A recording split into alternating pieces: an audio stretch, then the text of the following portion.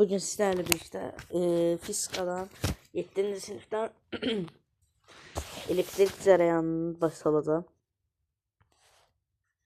Değil, bunun rengini düzeldi.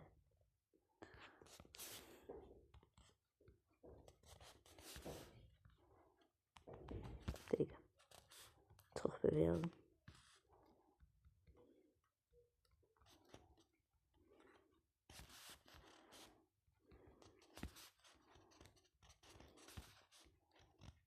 Aha. Nədir elektrik cərəyanı? İlk olaraq metal naqillərdə sərbəst elektronlar nüvə tərəfindən zəif cəzb olunduqları üçün müxtəlif istiqamətlərdə hərəkət edə bilirlər.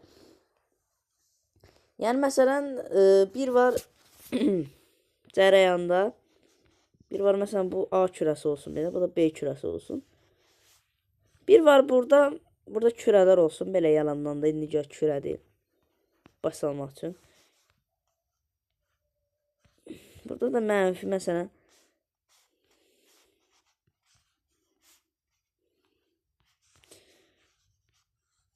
Gördüyünüz kimi dəqiqə. Aha. Sonra indi burada çəkək. Burada da başqa cürə çəkmək istəmirəm. Yəni biraz burada da mənfi. Burada da belə də məsələn nizamlı olsun. İndi gəl nizamlı çəkirik. Aha. İndi məsələn ilk olaraq bu cərəyanın birinci prosesidir. Bu da cərəyanın ikinci prosesidir. İlk olaraq nədir bunlar? İlk olaraq birinci buradakı sərbəst hərəkət edən elektronlar gəlib naqil ucunla birləşir, metal naqil ucuna birləşir və ondan sonra da bu nizam bir dəqiqə. Bu nizamlı hərəkət yaranır və beləliklə də elektrik cərəyanı yaranır. Məsələn, buna aid edə bilərim. Məsələn, duz məhlulunun elektrik cərəyanı keçirdiyini keçən ildən öyrənmişik. Duzun formulu nədir? Bir dəqiqə. Duzun formulunu kimyadan keçmişik. Natrium xlor. Natrium xlor duzun formuludur. Suda həll olarkən suda həll olma. Suda həll olma prosesində iki yerə ayrılır. Natrium müsbət iyonuna və xlor mənfi iyonuna ayrılır. Və məhlullarda elektrik cərəyanı bu iki məsələn suda həll olarkən yaranan iki, biri mənfi, biri müsbət əhatəsində yaranır. Sonra bizdə bir qayda var belə. Məsələn, bir lampadır. Məsələn, indi qırmızı rəngli olsun. Yox, ya da mavi rəng. Mavi rəng cərəyanın istiqaməti olsun.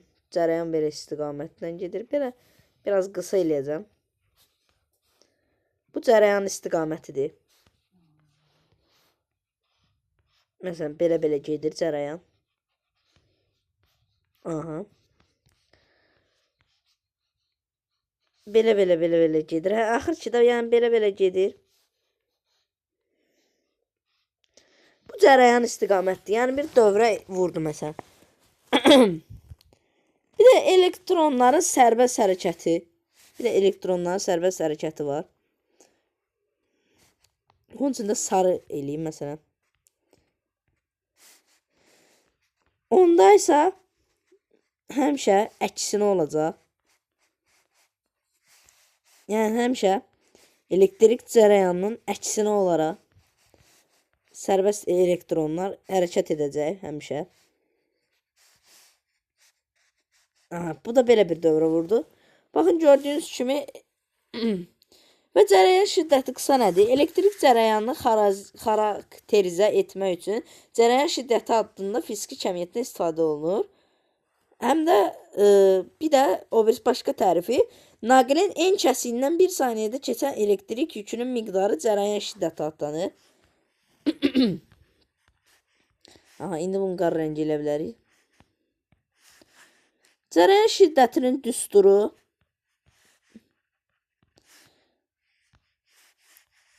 I bərabərdir Q böl T.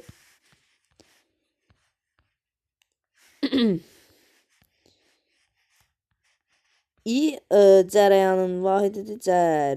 Cərəyan. Q sınaq yükü. Yəni çox tanışdınız. Q sınaq yükü. T isə zaman. Və bir dəqiqə. Bu arada düsturlar isə vahidi amperdir. Q böl T.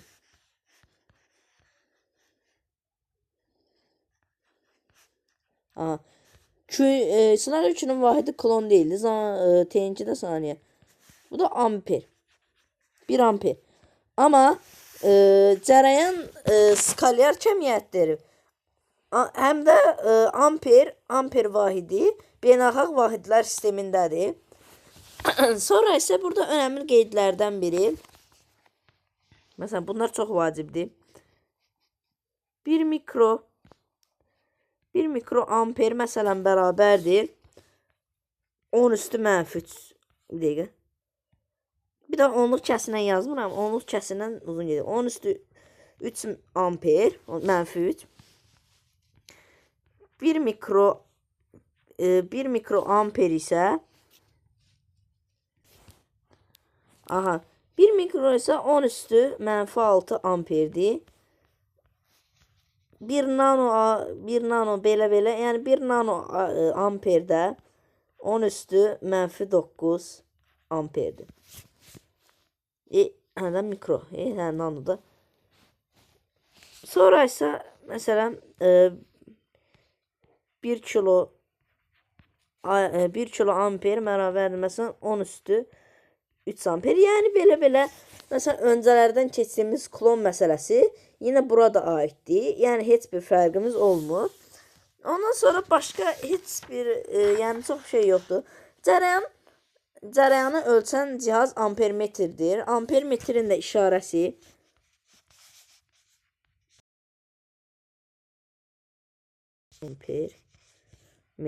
ampermetrin işarəsi budur.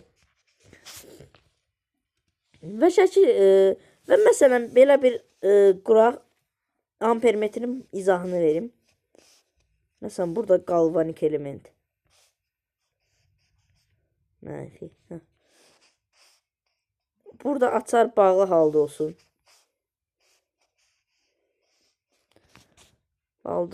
Burada da belə lampa olsun. Belə gəlsin. Bir yeri silmək məcburiyyətində qalacaq.